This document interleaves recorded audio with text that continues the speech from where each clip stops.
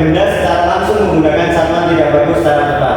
Kemudian yang kedua, peserta didik sebelumnya mengikuti pembelajaran belum mampu membandingkan panjang benda secara langsung menggunakan satuan tidak baku secara tepat, sedangkan setelah pembelajaran mampu membandingkan panjang benda secara langsung menggunakan satuan tidak baku secara tepat. Untuk program belajar Pancasila kita mengambil 3, yaitu bergotong royong, mandiri, dan bernalar kritis. Kemudian kita menggunakan sarana dan prasarana yang pertama yaitu perangkat ajar, yang kedua proyektor, yang ketiga alat tulis. Kemudian target peserta didiknya yaitu peserta didik reguler dalam pembelajaran diberikan pelayanan secara umum. Kemudian model pembelajaran yang kita ambil yaitu PBL, yaitu Problem Based Learning. Kemudian metode pembelajarannya yaitu yang pertama pengamatan, yang kedua diskusi, yang ketiga penugasan. Kemudian untuk kompetensi inti yang pertama itu ada CP-nya, cara pembelajaran pada fase A. Peserta didik dapat membandingkan panjang dan berat benda secara langsung dan membandingkan durasi waktu. Kemudian TP-nya yaitu peserta didik mampu membandingkan panjang benda secara langsung dengan menggunakan satuan tidak baku dengan benar.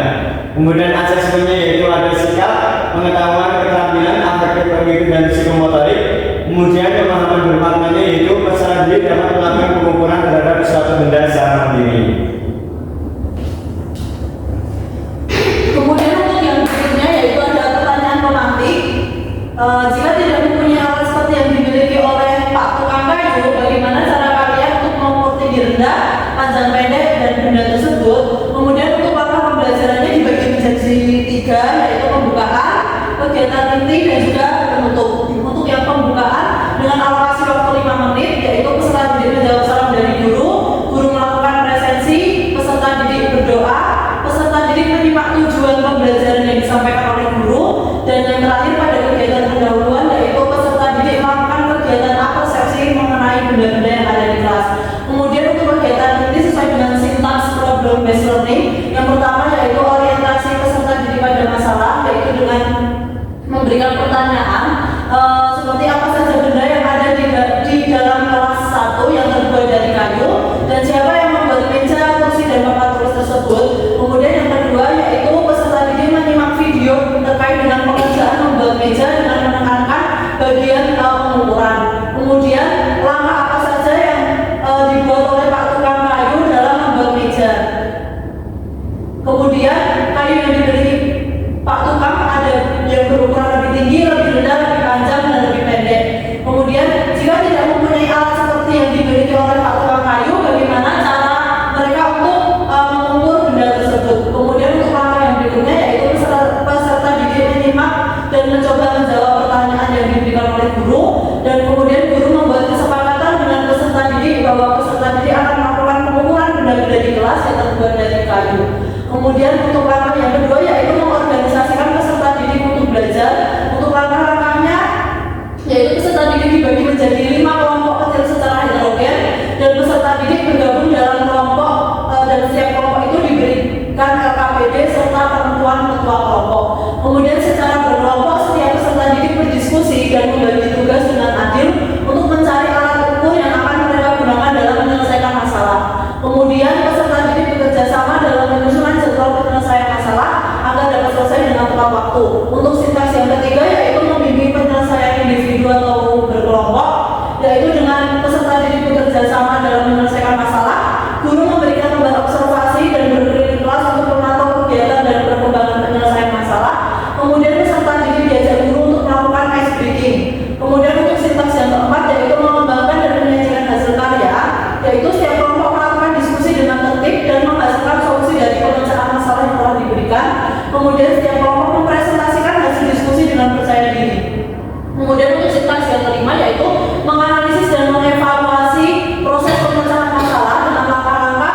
Setiap kelompok melakukan presentasi, sedangkan kelompok lain memberikan apresiasi kepada kelompok yang sudah maju ke depan dengan memberikan pertanyaan atau masukan. Kemudian peserta didik bersama guru menyimpulkan materi dengan menyanyikan alat ukur tidak baku. Kemudian untuk langkah yang berikutnya yaitu pemberian reward kepada kelompok yang paling kompak, dan peserta didik mengerjakan soal evaluasi. Untuk langkah yang penutup yaitu dengan alokasi waktu 10 menit. Jadi pada waktu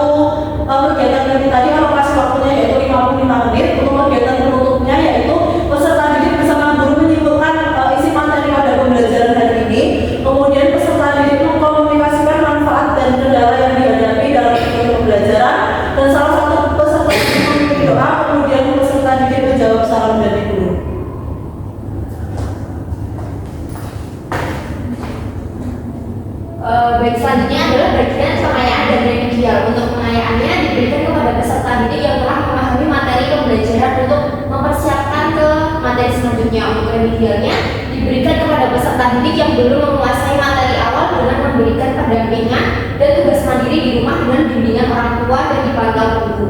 Kemudian untuk refleksi ada 2 untuk guru dan peserta didik. Untuk guru yang pertama, bagaimana kelebihan pembelajaran pada hari ini. Yang kedua, bagaimana kelebihan model pembelajaran PBL membantu media video pembelajaran pada pembelajaran yang dilakukan. 3, bagaimana aktivitas peserta didik pada saat pembelajaran yang dilakukan. Kemudian untuk peserta didik yang pertama, apa saja pelajaran hari ini. 2, bagaimana yang paling menarik bagi saya. 3, bagaimana pelajaran hari ini berguna dalam kehidupan sehari-hari saya. Kemudian untuk buku bacaan guru, ada buku guru matematika. Untuk buku bacaan peserta didik ada belajar bersama teman matematika untuk sekolah dasar kelas 1 dan daftar pustakanya seperti di tapak di depan. Kemudian untuk lampirannya yang pertama ada bahan ajar, kedua lembar kerja peserta didik atau LKPD, dan yang terakhir instrumen penilaian.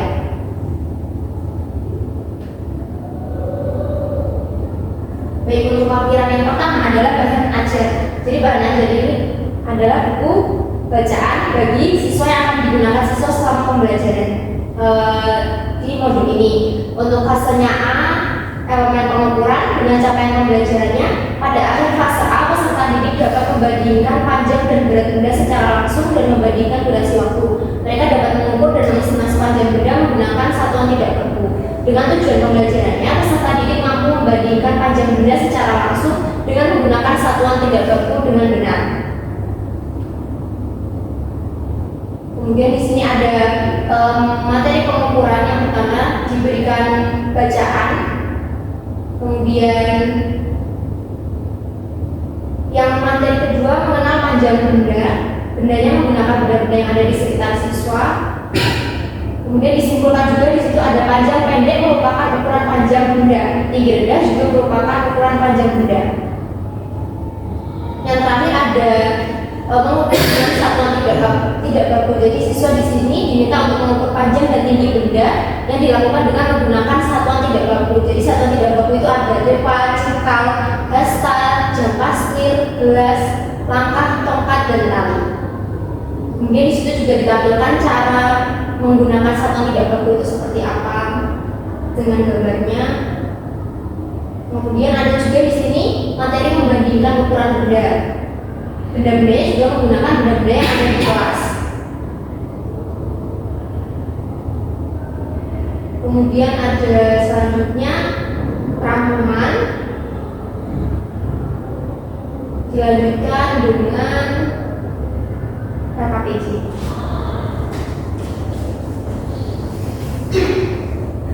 Untuk lampiran yang kedua adalah lembar kerja peserta didik. Jadi di sini ada LKPD untuk kegiatan peserta didik dalam kegiatan inti pada saat berdiskusi kelompok. Nanti ada aktivitas-aktivitasnya, mengukur menggunakan satuan tidak baku. Tadi salah satunya ada jengkal, depa, hasta, langkah, dan lainnya.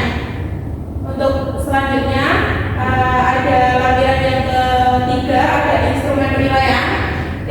Kita tadi menggunakan instrumen penilaian ada 3, yaitu kognitif, afektif, dan psikomotorik. Yang pertama itu ada penilaian, tujuan pembelajarannya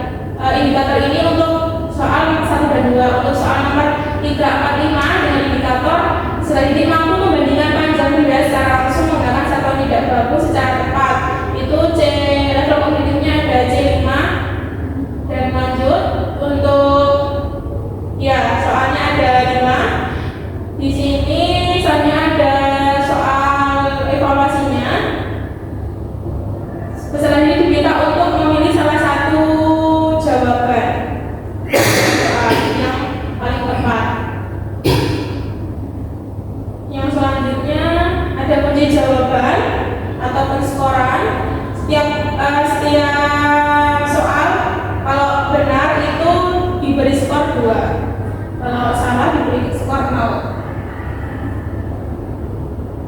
Yang ketiga ada penilaian keterampilan atau psikomotorik. Ini psikomotorik itu berdasarkan lembaga jasa diri atau LKPD. Jadi bentuknya adalah non-tes, instrumen penilaiannya adalah lebih penilaian. Untuk CP dan TP tadi sama seperti yang di atas. Untuk indikator dalam penilaian keterampilan itu ada jasa diri mampu melakukan pengukuran dan mengestimasi panjang benda secara langsung menggunakan satuan tidak baku secara tepat dan percaya diri. Ini aktivitas pertama. Untuk indikator yang kedua, jasa diri mampu membandingkan panjang benda secara langsung menggunakan satuan tidak baku secara tepat. Untuk aktivitas kedua. Nah, untuk rubrik penilaiannya ini ada penilaian keterampilan matematikanya, ada kemampuan melaksanakan pengukuran. Kriterianya yang pertama itu ada kemampuan melaksanakan pengukuran. Kriteria kedua itu kemampuan membandingkan pengukuran. Nah, nanti ada 4 skor yang baik sekali, nanti ada kriterianya. Nilainya 4, untuk baik 3, cukup 2, dan perlu bimbingan 1. Untuk lembaganya seperti ini.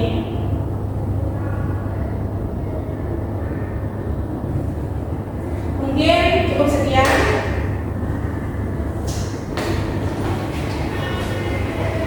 Ya teman-teman, itu tadi presentasi dari kelompok 3 terkait modul ajar matematika. Sekian dari kami. Apabila kami ada salah, kami mohon maaf yang sebesar-besarnya. Sekian. Wassalamualaikum warahmatullahi wabarakatuh.